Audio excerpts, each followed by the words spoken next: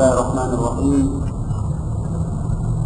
Assalamualaikum warahmatullahi wabarakatuh. Alhamdulillah. Nahmaduhu ta'ala wa nasta'inuhu wa nastaghfiruh. Wa na'udzu billahi min shururi anfusina wa min sayyiati a'malina. من يهده الله فلا مضل له ومن يضلل فلا هادي له وأشهد أن لا إله إلا الله وحده لا شريك له وأشهد أن محمدا عبده ورسوله أما بعد فيقول ربنا تبارك وتعالى يا أيها الذين آمنوا اتقوا الله وقولوا قولا سديدا يصلح لكم أعمالكم ويغفر لكم ذنوبكم ومن يطع الله ورسوله فقد فاز فوزا عظيما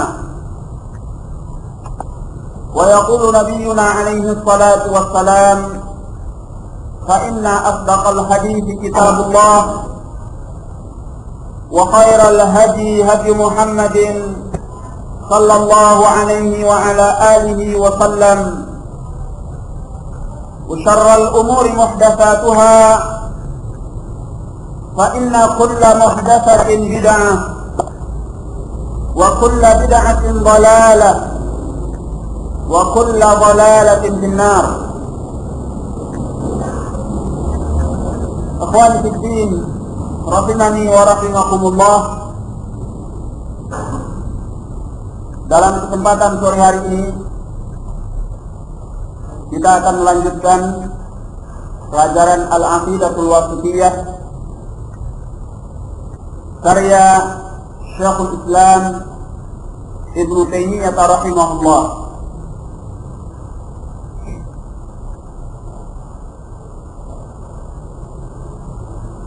Berkata Syekhul Islam Ibnu Taimiyah rahimahullah, wa qawluh Bismillahirrahmanirrahim. Demikian pula dengan firman-Nya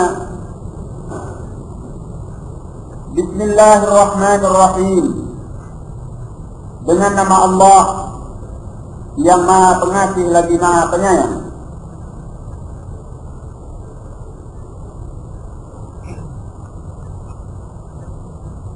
Demikian pula dengan firman-Nya Rabbana wasi'ta kulla syai'in rahmatan wa ilma. Wahai Rabb kami, Engkau telah mencakup segala sesuatu. Engkau telah meluas pada segala sesuatu, rahmatan wa ilma, baik secara rahmat demikian pula ilmu.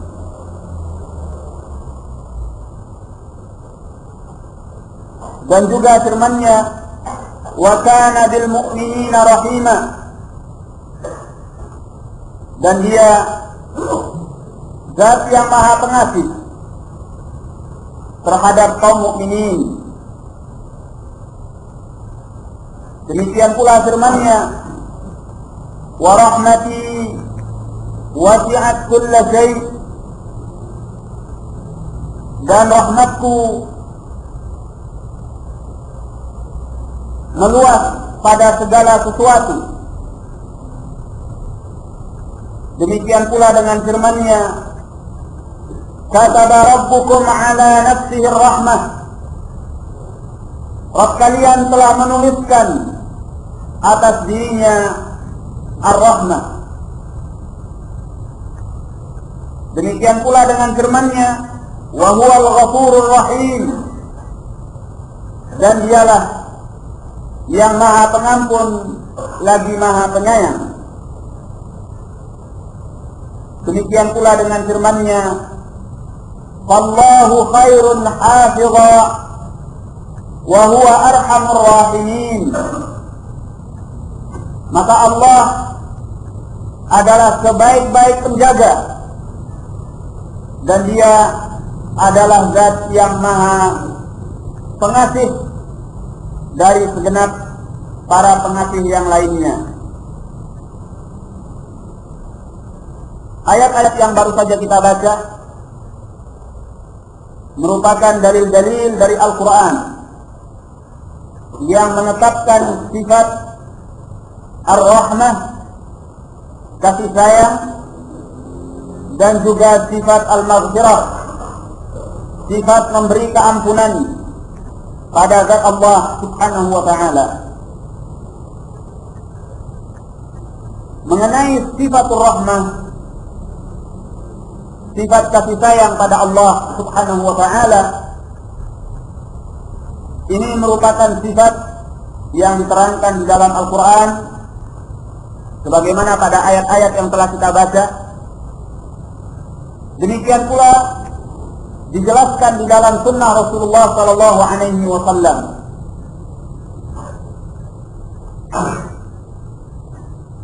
Di antaranya adalah sabda Rasulullah sallallahu alaihi wa ala alihi wasallam di dalam sahih Al-Bukhari dan Muslim bahwa Rasulullah sallallahu alaihi wa ala alihi wasallam bersabda, "Inna Allah lamma khalaqal khalqa." Sesungguhnya Allah Azza wa Jalla tatkala telah menciptakan para makhluknya, kataba kitaban, Allah menuliskan sebuah tulisan, bahwa indahu fawqal arsy, dan itu berada di sisinya di atas arsy. Inna rahmati sabaqat ghadabi, sesungguhnya rahmatku telah mendahului kemurkaanku.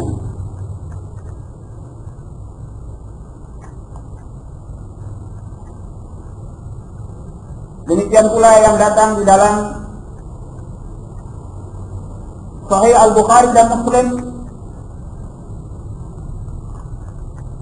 di mana Rasulullah sallallahu alaihi wa ala alihi wasallam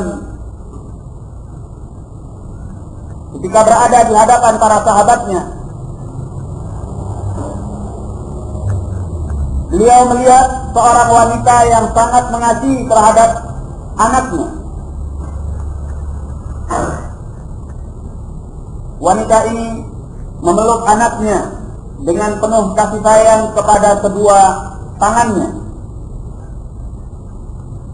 Maka Rasulullah sallallahu alaihi wasallam bersabda, "Atarawna anna hadhihi al-mar'ata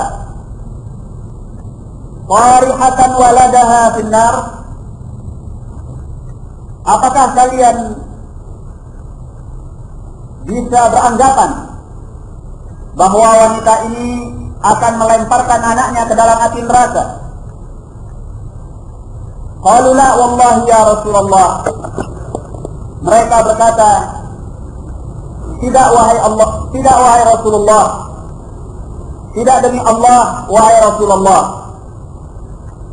Qala, maka beliau bersabda, "Lallahu arhamu bi'ibadihi min hadhihi biwaladiha." Sungguh Allah Subhanahu wa ta'ala arhamu bi'ibadihi, lebih mengasihi terhadap para hambanya daripada wanita ini terhadap anaknya. Ini dikeluarkan oleh Al-Bukhari dan Muslim. Dan banyak lagi hadis yang lain di mana Rasulullah sallallahu alaihi wa ala alihi wasallam telah menetapkan sifatul rahmah bagi Allah Azza wa Jalla. Dan para ulama Ahlus Sunnah telah sepakat untuk menetapkan sifatul rahmah bagi Allah Azza wa Jalla. Dan sifatul rahmah ini juga bisa ditetapkan melalui dalil akli, dalil secara logika. Adapun mengenai dalil akli, dalil secara logika ini, kita bisa mengetahui adanya sifat kasih sayang pada zat Allah Azza wa Jalla. Ketika kita melihat bagaimana seorang diselamatkan dari bahaya, kemudian seorang ibu mengasihi anaknya, demikian pula seorang bapak mengasihi anaknya, demikian pula bagaimana binatang buas bisa menjaga anaknya dan membesarkan anaknya, serta berbagai perihal-perihal lain yang terjadi di antara makhluk. Semua kasih sayang itu tentunya datang dari zat yang maha kuasa, zat yang maha sempurna kasih sayangnya, yaitu Allah Azza wa Jalla. Oleh karena itu datang dalam Sahih Al-Bukhari dan juga dalam Sahih Muslim bahwa Rasulullah sallallahu alaihi wasallam menyatakan bahwa Allah Azza wa Jalla memiliki mi'atu rahmah, memiliki 100 rahmat. Kemudian Allah Subhanahu wa taala memberikan kepada makhluknya di alam ini hanya 1 rahmah saja. Dan Allah menyimpannya 99 untuk dipersiapkan nanti di yaumil akhir. Nah, dengan 1 rahmat yang diturunkan oleh Allah Azza wa Jalla di muka bumi ini, kita melihat bagaimana makhluk bisa hidup dengan damai, dengan akur. Mereka bisa menjalani kemaslahatan dan kebaikan mereka antara satu dengan yang lainnya. Semua karena rahmat Allah Subhanahu wa ta'ala. Nah, maka rahmat Allah Azza wa Jalla ini perkara yang ditetapkan baik di dalam Al-Quran maupun di dalam As-Sunnah. Demikian pula disepakati oleh para ulama ahli sunnah dan juga ditetapkan melalui dalil logika sebagaimana yang telah kita jelaskan. Adapun yang mengingkari sifat rahmah, sifat kasih sayang pada zat Allah Azza wa Jalla, ini terdapat pada kelompok Al-Asy'ariyah wal Mu'tazilah. Mereka mengingkari sifat rahmah, sifat ar-rahmah bagi Allah Azza wa Jalla dikarenakan 2 alasan. Yang pertama,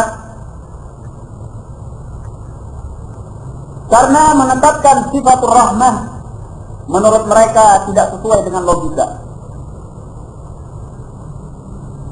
Yang kedua, bahwa menetapkan sifat rahmah bagi Allah Azza wa Jalla menurut mereka mengandung kelemahan dan kehinaan. Karena orang yang lemah dan orang yang hina saja yang dia punya kasih sayang. Orang yang mengasihi adalah orang yang lemah dan hina. Ini menurut pandangan mereka. Tentunya hal ini adalah perkara yang batil. Kita ketahui kebatilannya daripada Al-Quran dan Sunnah Rasulullah sallallahu alaihi wasallam. Karena Al-Quran dan As-Sunnah telah menetapkan adanya sifatul rahmah bagi Allah Azza wa Jalla. Maka bagaimana mungkin kita akan menolaknya? Mereka ketika tidak berani untuk menolak secara terang-terangan, mereka menyatakan bahwa sifatul rahmah ini maknanya adalah iradatul ihsan. Yang dimaukan dengan rahmat, kasih sayang Allah, yaitu Allah ingin untuk berbuat baik. Jadi mereka takwil kepada makna iradatul ihsan. ingin berbuat baik. Nah, dan tentunya ini adalah perkara yang batil, karena dalam bahasa Arab, demikian pula di dalam nas Al-Quran dan As-Sunnah, berbeda antara ar-rahmah dengan al-iradah. Ar-rahmah itu adalah kasih sayang, sedangkan al-iradah adalah keinginan. Maka penafsiran atau lebih tepatnya pentakwilan dengan cara yang seperti ini tidak tepat dengan Al-Quran dan As-Sunnah, dan tidak pula secara bahasa Arab. Nah, adapun pernyataan mereka bahwa penetapan sifat Ar-Rahmah bagi Allah Azza wa Jal tidak sesuai dengan logika, kita nyatakan la. Bahkan inilah yang sesuai dengan logika. Nah, kita melihat sekian kasih sayang di antara makhluk. Apakah mungkin itu datang dengan sendirinya? Apakah itu terwujud dengan sendirinya? Tanpa ada yang memberikannya, tanpa ada yang menciptakannya, tanpa ada yang meluangkannya kepada mereka. Tentunya kasih sayang mereka itu datang dari kasih sayang Allah Azza wa Jalla. Rahmat itu ada ketika Allah Subhanahu wa ta'ala yang memberikannya kepada mereka. Nah, kemudian pernyataan mereka bahwa menetapkan sifat rahmah bagi Allah Azza wa Jalla mengandung kelemahan dan kehinaan, sebab yang mengasihi dan menyayangi itu adalah orang-orang yang lemah dan hina saja. Ini adalah pernyataan yang tidak benar. Justru kasih sayang itu merupakan sifat-sifat orang yang kuat. Nah, hanya orang-orang kuat, orang-orang yang mulia yang bisa mengasihi dan menyayangi. Tidak seperti apa yang dikatakan oleh Al-Asy'ariyah dan Al-Mu'tazilah. Nah, kalaupun seandainya di sana ada sebagian makhluk yang menyayangi karena dia lemah, itu tidak secara mutlak. Naam, seperti terjadi pada para wanita. Para wanita memiliki kasih sayang, kemudian kelemah lembutan, karena mereka adalah makhluk-makhluk yang diciptakan oleh Allah dalam kuadrat yang lemah. Nah, dalam kuadrat yang lemah. Tetapi apa yang terjadi pada sebahagian makhluk ini tidak bisa kita tetapkan hukumnya secara mutlak. Nah, karena di sana ada orang-orang yang kuat, orang-orang yang mulia, orang-orang yang hebat, tetapi tetap memiliki kasih sayang terhadap yang selainnya, terhadap orang-orang yang lemah, terhadap orang-orang yang di bawahnya. Sehingga tidak benar kalau dinyatakan bahwa sifat rahmah itu hanya dimiliki oleh orang-orang yang lemah dan hina.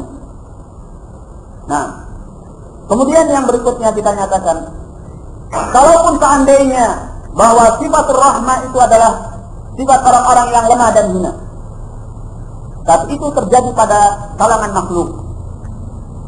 Terjadi pada kalangan makhluk. Naam, dan kita telah tahu dari firman Allah Azza wa Jalla, "Laisa kamitslihi syai' wa huwa as-sami'ul basir." Dan tidak ada sesuatu yang serupa dengan Allah, dan Dia Maha mendengar lagi Maha melihat. Kalau seandainya mengasihi dan menyayangi itu di kalangan makhluk dianggap kelemahan dan kehinaan, maka tidak demikian pada zat Allah Azza wa Jalla.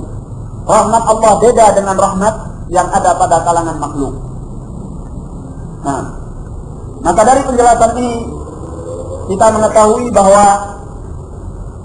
pentakwilan sifat rahmah kepada makna iradatul ihsan adalah perkara yang batil. Nah, maka tidak bisa kita menolak penetapan daripada Al-Quran dan Sunnah Rasulullah Sallallahu Alaihi Wasallam yang menetapkan pada zat Allah Azza wa Jal sifatul rahmah, sifat berkasih sayang. Nah, di sini Syekhul Islam Ibnu Taimiyah rahimahullah pada ayat yang pertama mengenai pembahasan ini, beliau membawakan ucapan Bismillahirrahmanirrahim untuk menetapkan sifat rahmah bagi Allah Azza wa Jalla. Nah, pembahasan mengenai Bismillahirrahmanirrahim sudah kita ambil secara panjang lebar di awal pembukaan dari kitab ini, sehingga kita tidak akan mengulanginya. Namun kita ingin mengambil syahid dari ucapan ini, yaitu Ar-Rahmanir Rahim. Ar-Rahmanir Rahim. Dari dua nama ini, nama Ar-Rahman, kemudian nama Ar-Rahim, ini menetapkan sifatul rahmah bagi Allah Subhanahu wa ta'ala. Sehingga kalau diterjemahkan dalam bahasa kita, Ar-Rahman itu maknanya yang maha penyayang, dan Ar-Rahim yang maha pengasih. Tetapi tentunya beda rahmah yang terdapat pada nama Ar-Rahman dengan rahmah yang terdapat pada nama Ar-Rahim. Naam, rahmah yang terdapat pada nama Ar-Rahman itu adalah sifatun zatiyah, sifat yang ada pada zat Allah Azza wa Jalla dan tidak akan pernah terlepas dari Allah Subhanahu wa ta'ala. Nah, dan lebih tepatnya bahwa rahmat yang terdapat pada nama Ar-Rahman, yaitu yang dimaksud adalah rahmatun wasi'ah, rahmat Allah Subhanahu wa ta'ala yang maha luas dan sempurna. Nah, dan ini adalah sifatun zatiyah, sifatun zatiyah, sifat yang ada pada zat Allah. Baik. Kemudian rahmat yang terdapat pada nama Ar-Rahim itu adalah sifatun fi'liyah, sifat dari perbuatan Allah Subhanahu wa ta'ala. Nah, sehingga rahmat yang dimaksud pada nama Ar-Rahim yaitu rahmatun wasilah. Rahmatun wasilah, rahmat yang sampai, yakni rahmat yang sampai kepada hambanya.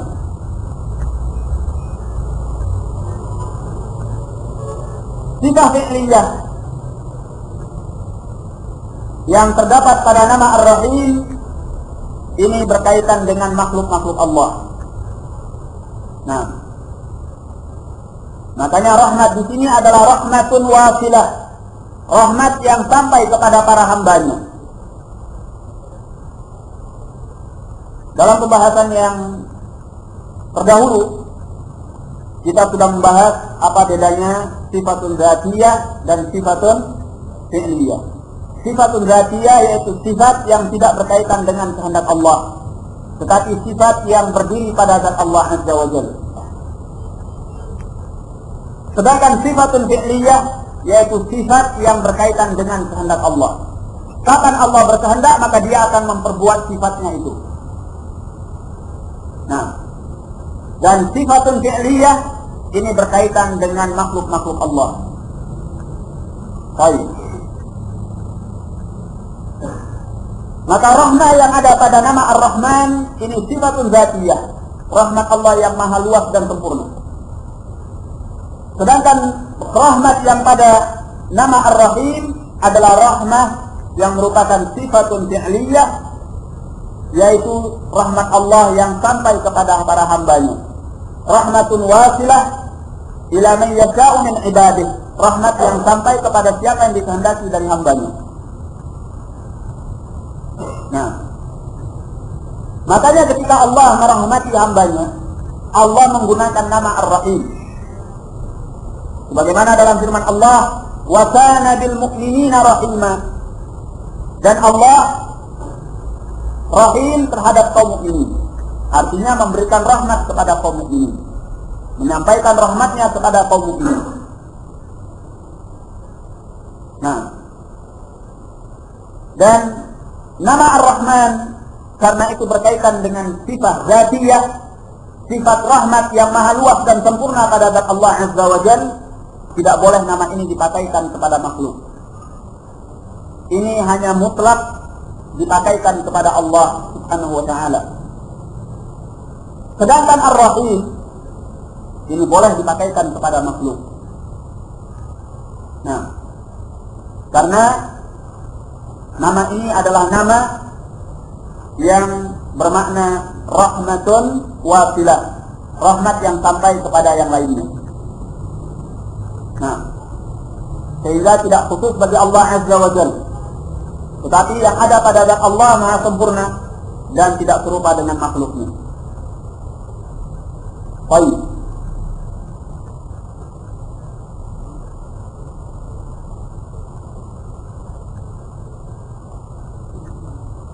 Kemudian dalam firman yang berikutnya, Rabbana wasi'ta kulla syai' rahmatan wa ilma. Wahai Rabb kami, Engkau telah meluaskan kulla syai' pada segala sesuatu, rahmatan wa ilma, baik secara rahmatmu dan ilmumu. Ayat ini dalam surah Ghafir pada ayat yang ke-7. Ayat ini menunjukkan bahwa rahmat Allah Subhanahu wa ta'ala maha luas, sebagaimana keluasan ilmu Allah Subhanahu wa ta'ala. Maka Allah Azza wa Jalla mengetahui segala sesuatu. Maka segala sesuatu yang diketahui oleh Allah semuanya mendapatkan rahmat Allah Subhanahu wa ta'ala. Karena Allah menggabungkan di sini, wasi'ta kulla syai'in rahmatan wa ilma. Engkau telah meluaskan pada segala sesuatu rahmatmu dan ilmumu. Nah, maka sebagaimana ilmu Allah yang maha luas, maka demikian pula rahmat Allah Subhanahu wa ta'ala. Siapa saja yang diketahui oleh Allah, makhluk apa saja yang diketahui oleh Allah, maka di sana terdapat rahmat Allah Subhanahu wa ta'ala. Maka ini menunjukkan bahwa rahmat Allah yang luas ini tidak khusus bagi kaum mukminin saja, tetapi semua yang ada di alam ini mendapatkan rahmat dari Allah Subhanahu wa ta'ala. Nah, baik yang mukmin, demikian pula yang kafir, demikian pula baik yang albar, orang yang baik, atau orang yang fajir, orang yang jahat. Demikian pula apakah dia seorang yang saleh atau seorang yang saleh.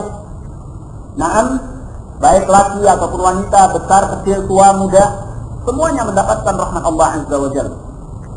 Nah, tidak ada yang terlepas daripada rahmat Allah Subhanahu wa ta'ala. Kalau seandainya rahmat Allah Azza wa Jalla ditarik dari alam ini, maka niscaya alam ini akan binasa dan tidak akan ada lagi kehidupan.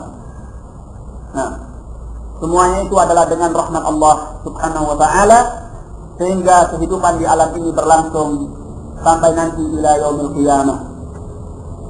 Nah, kemudian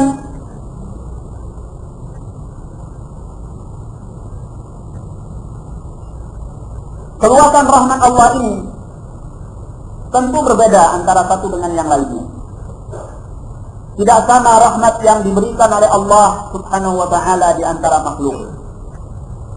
Ada yang diberi banyak oleh Allah, ada yang diberi sedikit. Ada yang diberi rahmat yang sifatnya terbatas, dan ada yang diberi rahmat yang sifatnya mutlaqah. Nah, maka rahmat Allah kepada kaum mukminin tidak sama dengan rahmat Allah kepada orang-orang yang kafir. Nah, rahmat Allah kepada kaum mukminin adalah rahmat yang maha luas, rahmat yang mutlaqah, baik itu berupa rahmah dunyawiyah ataupun rahmah diniyah. Rahmat yang berupa kehidupan dunia, demikian pula rahmat yang berupa kehidupan agama.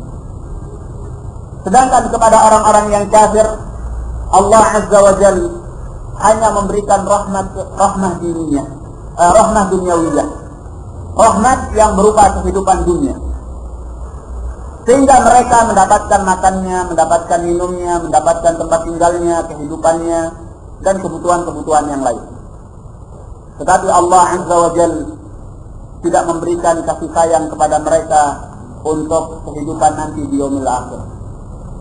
Nah, oleh karena itu Allah Subhanahu wa taala menyatakan di dalam Al-Qur'an, "Man 'amila shalihan min dzakarin aw untha wa huwa mu'minun falanuhyiyannahu hayatan thayyibah." Barang siapa yang beramal dengan amalan yang saleh dalam keadaan dia sebagai seorang yang mukmin, baik dari kalangan laki-laki ataupun wanita, niscaya kami akan menghidupkannya dengan kehidupan yang baik. Ini jaminan dari Allah Azza wa Jalla. Dan ini adalah rahmat Allah yang Allah nyatakan, wa kana bil mu'minina rahima. Dan Allah Maha Pengasih Penyayang terhadap kaum mukminin. Nah, tetapi tidak demikian keadaannya dengan orang-orang yang kafir. Mereka tidak mendapatkan rahmat Allah Azza wa Jalla ketika mereka nanti hidup dalam kehidupan alam akhirat. Bahkan di dalam kehidupan dunia ini, kehidupan mereka tidak jauh berbeda daripada kehidupan binatang. Nah, sebagaimana binatang hidup, maka demikian pula pola dan tata cara mereka hidup. Nah, mereka makan, mereka minum, kemudian mereka memiliki tempat tinggal dan mencari kesenangan-kesenangan yang lainnya. Sebagaimana binatang juga demikian. Binatang makan, binatang minum, binatang berkembang biak dengan pernikahan. Kalau manusia pernikahan, kalau binatang perkawinan. Nah, maka demikianlah kehidupan mereka. Tetapi orang-orang yang beriman diberi oleh Allah Azza wa Jalla kehidupan yang baik. Kehidupan yang baik di sini bukan dari sisi materi, karena materi itu juga dimiliki oleh orang-orang kafir, bahkan lebih daripada orang-orang yang beriman. Tetapi kehidupan yang baik yang dijanjikan oleh Allah Azza wa Jalla dalam ayat ini adalah kehidupan yang dipenuhi dengan ketenangan dan ketentraman hati. Naam, dipenuhi dengan rahmat yang membawa mereka hidup dengan tentram di alam ini,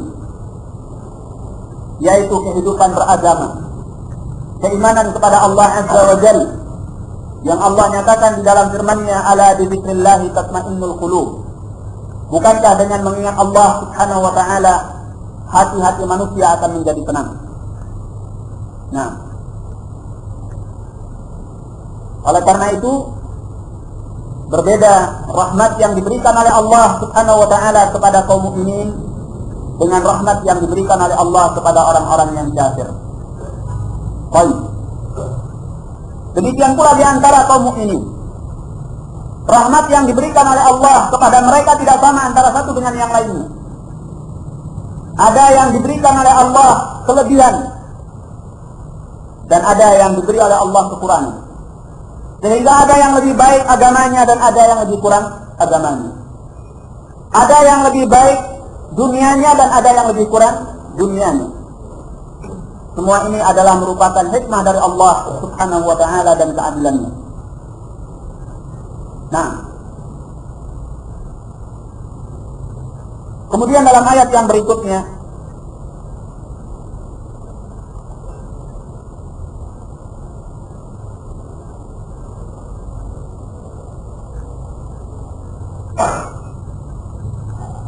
Allah menyatakan, wa kana bil mu'minina rahima, dan Dia Maha Pengasih terhadap orang-orang yang beriman. Ini pada surah Al-Ahzab ayat yang ke-43.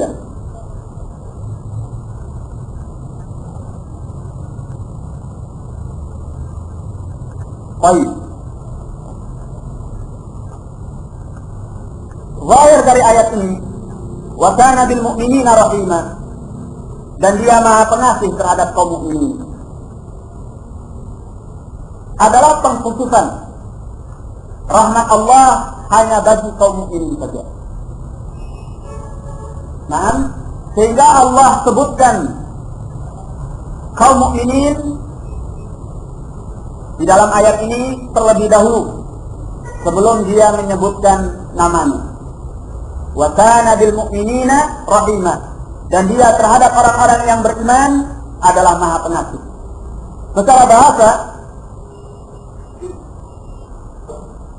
bentuk kalimat yang seperti ini mengandung makna, yaitu makna al-hasr, makna pembatasan. Artinya bahwa Allah hanya membatasi rahmatnya bagi kaum mukminin. Berarti seolah-olah ayat ini berlawanan dengan ayat yang sebelumnya. Bukankah pada ayat yang sebelumnya Allah menyatakan Rabbana wasi'ta kulla syai'in rahmatan wa ilma.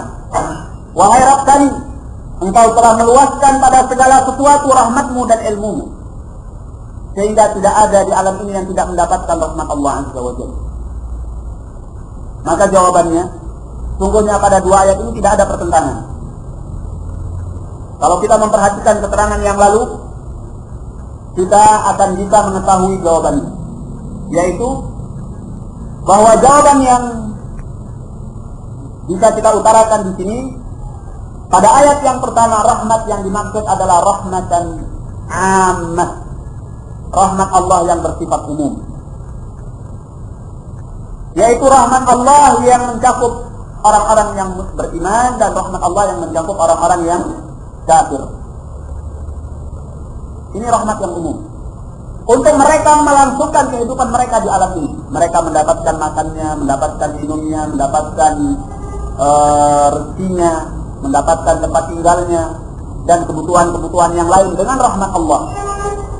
Ini tidak dibeda-bedakan antara yang mukmin ataupun yang kafir, yang baik ataupun yang jelek, dan selanjutnya semuanya mendapatkan. Naam, tetapi rahmat yang umum ini tidak mengandung keutamaan. Baik, ini ayat yang pertama. Sedangkan pada ayat yang berikutnya, wa kana bil mu'minina rahima, dan dia terhadap kaum mukminin adalah zat yang maha penyayang. Ini adalah rahmatan khassah, rahmat yang bersifat khusus, yaitu rahmat yang mengandung keistimewaan. Apa rahmat yang mengandung keistimewaan, mengandung keutamaan? Yaitu rahmat agama. Nah, rahmatun diniyah, rahmat agama, rahmat imaniyah. Ketika seorang diberi keimanan oleh Allah Azza wa Jalla, sehingga rahmat Allah itu tidak hanya di dunia, tapi akan berlanjut nanti di hadapan Allah Azza wa Jalla ketika mereka dimasukkan oleh Allah ke dalam surga. Nah, jadi tidak ada pertentangan pada ayat ini. Karena yang pertama adalah rahmatan ammah, rahmat yang umum bagi Allah Azza wa Jalla kepada seluruh hambanya, baik yang mukmin ataupun yang kafir. Sedangkan pada ayat yang berikutnya yaitu rahmat yang khassah, yang berupa keimanan dan ketakwaan kepada Allah Subhanahu wa ta'ala. Nah, sebagaimana yang sudah kita nyatakan bahwa orang-orang yang beriman mendapatkan rahmat dari Allah tidak sama dengan rahmat yang diberikan oleh Allah kepada orang-orang yang kafir. Nah, sehingga kehidupan orang-orang yang beriman tidak sama dengan kehidupan orang-orang yang kafir. Sehingga walaupun mereka diberi rahmat oleh Allah dalam bentuk materi, kehidupan mereka tidak mengandung kehidupan yang baik dan kehidupan yang tenang, tentram. Karena materi tidak menjamin kebahagiaan bagi mereka, berbeda dengan kehidupan orang-orang yang beriman. Naam, yang mendatangkan ketenangan dan ketentraman bagi mereka adalah ketika mereka mengingat Allah, beriman kepada Allah, bertakwa kepada Allah, menjalankan syariat Allah, melaksanakan perintah Allah, meninggalkan larangan Allah, dan sebagainya. Nah, dan tidak ada yang mengetahui hal ini dengan sebenar-benarnya kecuali orang yang merasakannya. Nah, kalau kita bisa mengambil pelajaran bagaimana kehidupan ketika kita tidak mengenal agama dengan kehidupan setelah kita mengamalkan agama, kita akan rasakan betapa jauhnya, betapa bedanya kehidupan itu. Naam, yang satu dikejar-kejar dan dipermainkan oleh dunia, yang satu justru mencari akhirat dan keutamaan di sisi Allah Subhanahu wa taala, sehingga dia tidak menjadi budak dunia. Nah, orang yang mengalami dua masa sebagaimana yang dialami oleh as-sahabah radhiyallahu anhum akan merasakan betapa indahnya keimanan. Nah, mereka merasakan masa jahiliyah, masa di bawah kejahiliahan, di bawah kekafiran, di bawah kemaksiatan, di bawah pertengkaran, pertikaian, permusuhan, onar dan sebagainya. Nah, kemudian ketika Allah pertemukan mereka dengan iman, dengan diutusnya Rasulullah sallallahu alaihi wasallam, nah, mereka merasakan keimanan, ketakwaan, ketaatan kepada Allah, kecintaan kepada Allah dan Rasulnya, sehingga hubbiba ilaihim al-iman wa zuyyina ila qulubihim, dibuat kecintaan pada hati mereka kepada keimanan dan dihiasi keimanan itu pada hati mereka. Wa qurriha ilaihimul kufr, dan dibuat benci kepada mereka kekafiran, wal isyan, dan kedurhakaan kepada Allah Subhanahu wa taala. Kenapa? Karena mereka merasakan dua masa ini, masa jahiliyah dan masa setelah Islam.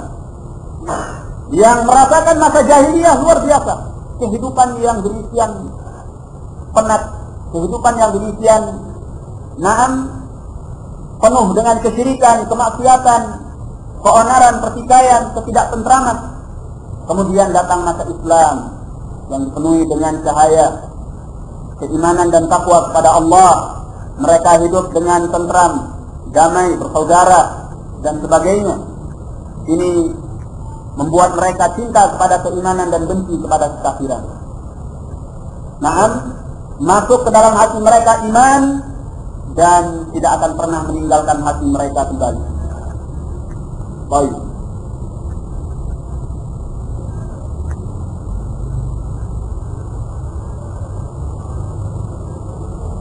Oleh karena itu, pernyataan Allah wa kana bil mu'minina rahima, dan dia maha pengasih terhadap orang-orang yang beriman. Rahmat Allah di sini terhadap orang-orang yang beriman tidak sama dengan rahmat Allah terhadap orang-orang yang kafir. Nah, kemudian berikutnya Allah menyatakan, wa rahmati wasi'at kulla syai'. Ini pada surah Al-A'raf ayat 156. Dan rahmatku meluas pada segala sesuatu.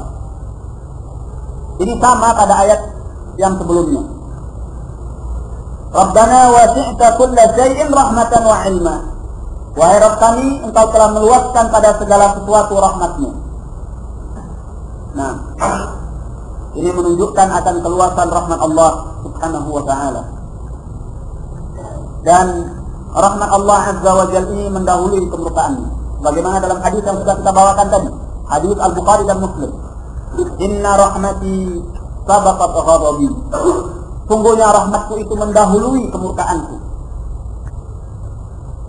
Nah, oleh karena itu, coba kita perhatikan, kalau seandainya kemurkaan Allah mendahului rahmatnya, maka niscaya tidak ada pengampunan bagi dosa. Nah, tetapi setiap dosa akan dibalasi oleh Allah Azza wa Jalla. Kalau seandainya setiap dosa dibalasi oleh Allah Azza wa Jalla dan tidak ada pengampunan, kita akan binasa. Nah, tetapi betapa banyak kesalahan-kesalahan, kemaksiatan-kemaksiatan, kedurhakaan, pelanggaran kita ternyata tidak disiksa oleh Allah Azza wa Jalla di dunia ini. Bahkan mungkin sebahagiannya akan dimaafkan oleh Allah Subhanahu wa ta'ala karena rahmatnya dan keutamaannya. Nah, oleh karena itu rahmat Allah ini mendahului kemurkaannya. Allah menyatakan di dalam Al-Quran, ma asabakum min musibatin fabima kasabat aydikum wa ya'fu an katsir. Apa yang menimpa kalian dari musibah, maka itu adalah ulah tangan kalian sendiri dan Allah memaafkan banyak dari kesalahan kalian. Nah, yang menimpa kita adalah sebahagian dari ulah perbuatan kita. Tetapi Allah telah memaafkan sekian banyak.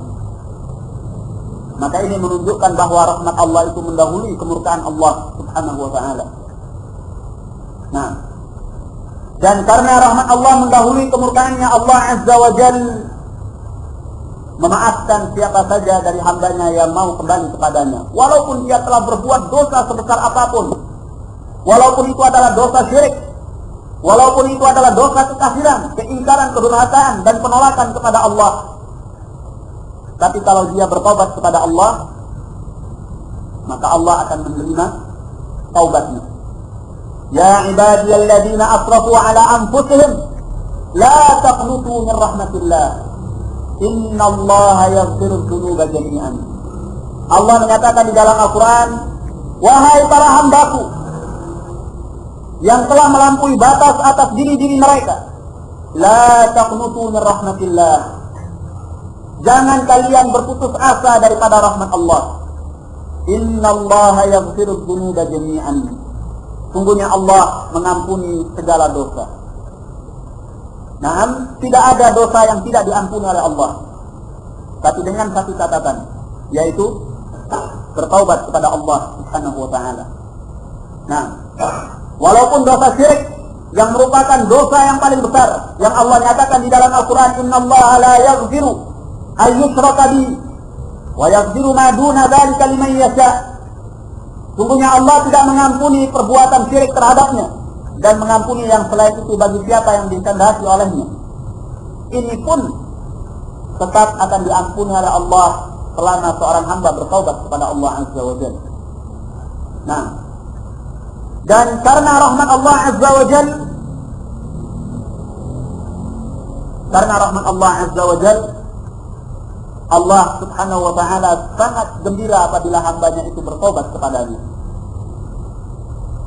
Bahkan lebih gembira daripada seorang hamba yang berjalan di tengah padang yang luas dengan kendaraannya dan perbekalannya.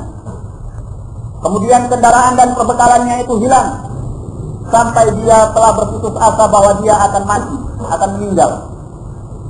Karena tidak akan ada yang menolongnya di padang pasir yang demikian luas, kendaraan dan perbekalannya telah hilang. Maka dia kemudian berteduh di bawah sebuah pohon. Dia membaringkan diri dan bersiap untuk menanti kematian. Dalam keadaan yang demikian putus asa, tatkala dia membuka matanya, dia mendapatkan kendaraan dan perbekalannya telah kembali ada di hadapannya. Sehingga dia sangat gembira. Karena sangat gembiranya dia menyatakan, Allahumma anta abdi wa ana rabbuk. Ya Allah, engkau adalah hambaku dan aku adalah Rabbmu. Akhta'an min syiddatil farah. Karena sangat gembiranya dia tersalah. Bisa orang tersalah karena sangat gembira. Tetapi Allah Azza wa Jalla dinyatakan oleh Rasulullah sallallahu alaihi wasallam, afrah min hadza. Allah lebih gembira daripada orang ini bila Allah mendapatkan hambanya itu kembali bertaubat kepada Allah Subhanahu wa ta'ala. Berapa dan betapa besarnya kasih sayang Allah, rahmat Allah terhadap hambanya. Nah, demikian pula seperti hadis yang baru saja kita bacakan tadi. Hadis mengenai seorang wanita yang mencari anaknya ke sana kemari. Kemudian ketika dia mendapatkan anaknya itu, dia peluk anaknya dengan penuh kasih sayang. Nah, dan dia melakukan ini di hadapan Rasulullah sallallahu alaihi wasallam. Ketika Rasulullah sallallahu alaihi wasallam melihatnya, beliau bertanya kepada para sahabatnya, "Atarawna anna hadhihi al-mar'ata tarihatan waladaha fin nar?" Apakah kalian beranggapan bahwa wanita ini akan melemparkan anaknya ke dalam api? Mereka menjawab, "La wallahi ya Rasulullah." Tidak dari Allah wahai Rasulullah. Kata beliau alaihi salatu wassalam, "Lallahu arhamu bi ibadihi min hadhihi bi waladiha." Sungguh Allah Azza wa Jalla arham bi ibadihi. Allah itu lebih berkasih sayang Allah itu lebih menyayangi hambanya lebih daripada wanita ini terhadap anaknya tadi. Nah, ini semua adalah karena Allah Subhanahu wa taala rahmatuhu sabaqat ghadabahu. Rahmatnya telah mendahului kemurkaannya. Baik. Dan daripada rahmat Allah pula yang telah mendahului kemurkaannya, Allah Azza wa Jal berkenan untuk mengampuni orang-orang yang tidak bertaubat kepadanya dari kalangan mukminin muwahhidin ketika di yaumil akhir nanti. Sehingga di antara mereka ada yang dosanya walaupun besar dan sebanyak apapun dimaafkan oleh Allah Azza wa Jalla karena dia memiliki tauhid yang kuat. Tidak dihitung oleh Allah kesalahannya dan dia dimasukkan ke dalam surga. Sebagaimana dalam hadis Al-Bitaqah. Naam, di mana seorang yang memiliki 99 gulungan, yang masing-masing gulungan itu kalau dibentangkan sejauh mata memandang dan semuanya bertuliskan kesalahan-kesalahannya. Sampai orang ini ditanya oleh Allah, hal indaka min hasanah? Apakah engkau masih punya satu kebaikan? Qala la ya Rabb. Dia menjawab, tidak ada wahai Rabbku. Karena dia menyangka bahwa dia akan binasa. Khalas.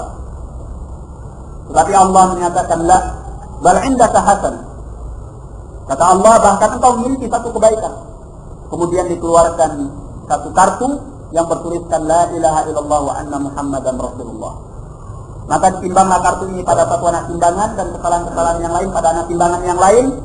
Ternyata yang lebih berat adalah timbangan la ilaha illallah wa anna muhammadan rasulullah. Sehingga dia dihapuskan dosanya dan dimasukkan ke dalam surga. Ini semua adalah rahmat Allah Azza wa Jalla yang telah mendahului kemurkaannya sehingga dosa orang ini dimaafkan oleh Allah Subhanahu wa ta'ala. Termasuk rahmat Allah Azza wa Jalla yang telah mendahului kemurkaannya. Naam, Allah Subhanahu wa ta'ala ketika menghisab kaum mukminin, Allah melakukannya secara tersembunyi antara dia dengan Allah Azza wa Jalla. Allah memberitahu kepadanya segala dosa-dosanya yang telah dia perbuat sampai dia mengakui seluruhnya. Nah, sehingga ketika dia telah merasa bahwa dia akan binasa, Allah Subhanahu wa ta'ala menyatakan, pada hari ini aku telah mengampuni dosa-dosamu itu sebagaimana aku dahulu telah menutupnya ketika engkau hidup di dunia. Nah, ini dalam Sahih Al-Bukhari dan Muslim. Sedangkan orang-orang yang kafir dipanggil oleh Allah di hadapan para makhluk dan Allah menyatakan ala laknatullahi 'alal zalimin. Ketahuilah bahwa laknat Allah atas orang-orang yang telah berbuat zalim, yaitu orang-orang yang kafir. Nah, coba lihat rahmat Allah yang telah mendahului kemurkaan Allah Subhanahu wa ta'ala. Naam. Dan karena rahmat Allah Azza wa Jalla, orang-orang yang beriman dan berbuat amal yang saleh, mereka dimasukkan ke dalam surga.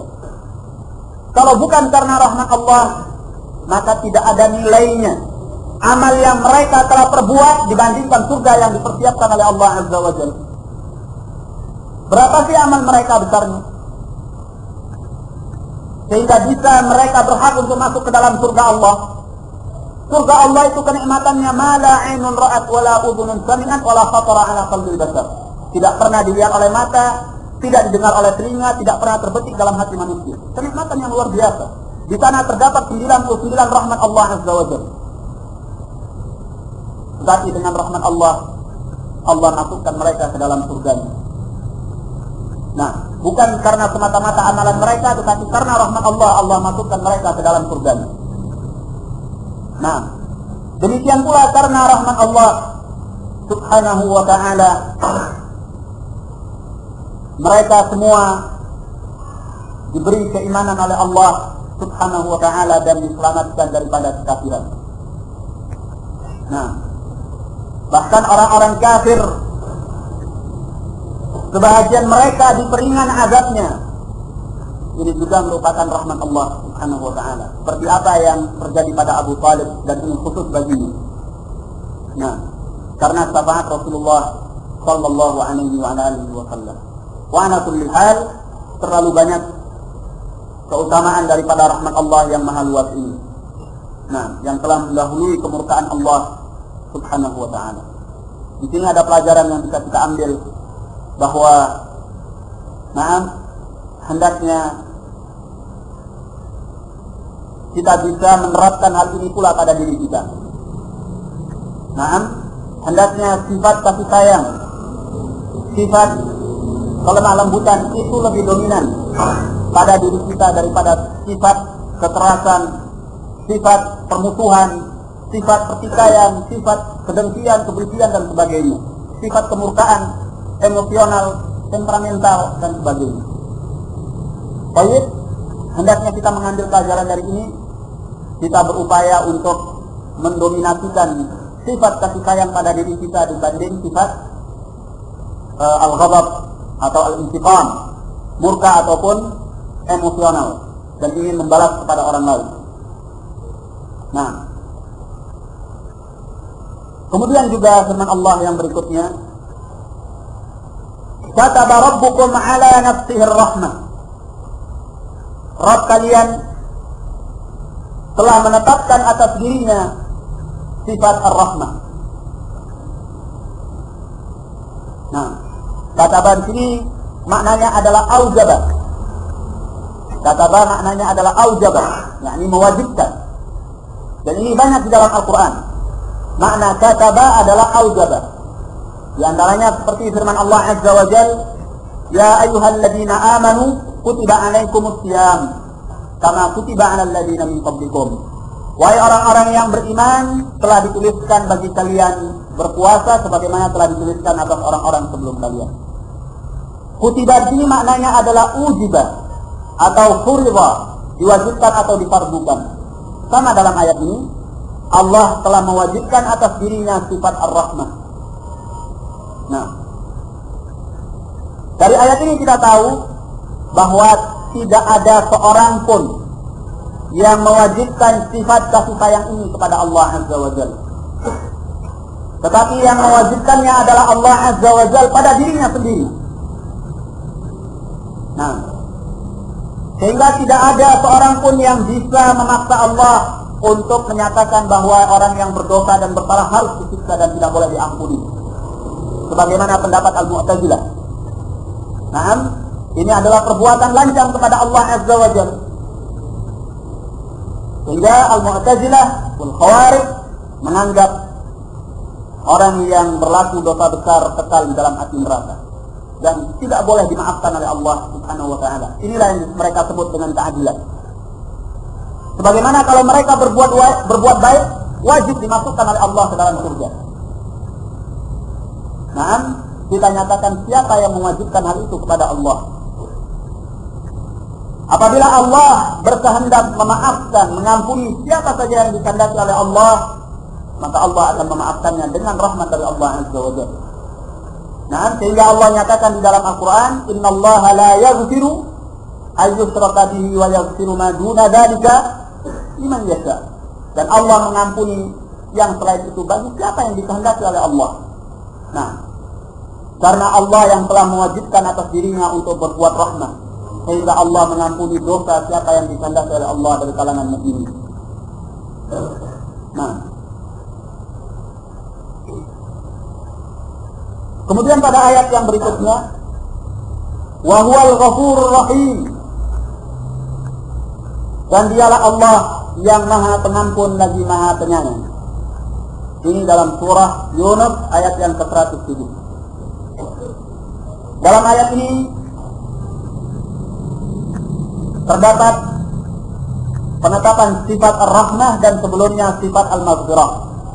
Karena Allah memiliki nama al-ghafur dan nama ar-rahim, pengampun dan penyayang. Nah, dan pengampunan Allah Azza wa Jalla bukan saja kepada orang-orang yang bertaubat, bagaimana yang sudah kita jelaskan tadi. Pengampunan Allah Subhanahu wa taala kepada siapa saja yang dikehendaki oleh Allah, besar atau kecil dosanya, selama dosa itu bukan kesyirikan dan kekafiran. Nah, maka semua akan diampuni oleh Allah Subhanahu wa taala. Pengampunan di sini maknanya adalah yaitu al-'afwu wa tajawuz, memaafkan dan membiarkannya. Nah, yakni dosanya dihapuskan dan dia tidak mendapatkan akibatnya. Ini yang dimaksud dengan al-maghfirah pada ayat ini. Baik.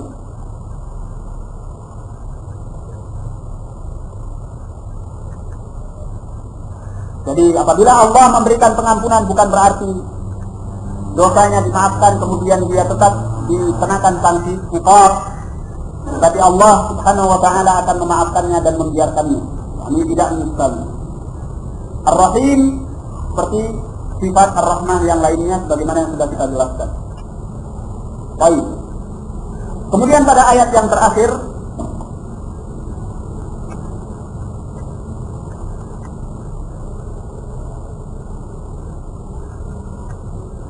Fallahu khairun hafidha wa huwa arhamur rahim. Maka Allah adalah sebaik-baik penjaga dan dia adalah zat yang maha pengasih dari sekalian para pengasih yang lainnya. Ini dalam surah Yusuf ayat yang ke-64. Penjagaan Allah Azza wa Jalla ada dua. Ada penjagaan yang bersifat umum, ada penjagaan yang bersifat khusus. Penjagaan yang bersifat umum ini bagi kaum mukminin dan juga bagi orang-orang yang kafir, bagi wali-wali Allah ataupun bagi musuh-musuh Allah Azza wa Jalla. Penjagaan yang umum ini adalah penjagaan terhadap kehidupan mereka sehingga berlangsung di alam ini. Nah, Allah biarkan mereka untuk tetap hidup. Allah selamatkan mereka dari penyakit. Allah selamatkan mereka dari musibah. Allah selamatkan mereka dari bahaya. Allah selamatkan mereka dari gangguan. Ini tidak khusus hanya bagi orang-orang yang beriman, tetapi juga bagi orang-orang yang kafir. Sehingga kalau ada musibah, tidak semua orang-orang kafir akan meninggal. Ya, tapi masih ada yang tersisa di antara mereka, khususnya pada umat ini. Nah, ini adalah penjagaan yang umum. Adapun penjagaan yang khusus, yaitu penjagaan yang Allah peruntukkan bagi para walinya. Penjagaan yang khusus ini adalah pertolongan dari Allah, penguatan dari Allah, pembelaan dari Allah. Sebagaimana Allah menyatakan di dalam Al-Quran, Naam, innallaha yudafi'u 'anil ladzina amanu. Sungguhnya Allah yang telah membela orang-orang yang beriman. Nah, wa huwa arhamur rahimin. Dan Allah adalah zat yang maha pengasih dari maha pengasih yang lainnya. Baik. Sehingga tidak ada yang lebih pengasih daripada Allah Azza wa Jalla. Sampai-sampai diibaratkan oleh Rasulullah SAW, Allah itu lebih pengasih terhadap hambanya dari seorang ibu terhadap anaknya. Nah, dan di kalangan makhluk yang sangat pengasih itu biasanya apa? Para wanita atau lelaki? Biasanya para wanita. Dan khususnya ibu terhadap anaknya. Sebesar apapun kasih sayang bapak, biasanya ibunya lebih besar terhadap anaknya. Ini yang mayoritas. Walaupun ada ya, ibu yang tidak punya kasih sayang terhadap anaknya, bapaknya lebih kasih sayang terhadap anaknya. Ada. Tetapi mayoritasnya ibu lebih kasih sayang terhadap anaknya daripada bapaknya. Namun demikian Allah Azza wa Jalla jauh dan tidak bisa dibandingkan, lebih kasih sayang terhadap hambanya dibandingkan seorang ibu dengan anaknya. Nah, wallahu a'lam bishawab. Kita cukupkan sampai di sini. Wabillahi taufiq wal hidayah. Assalamualaikum warahmatullahi wabarakatuh.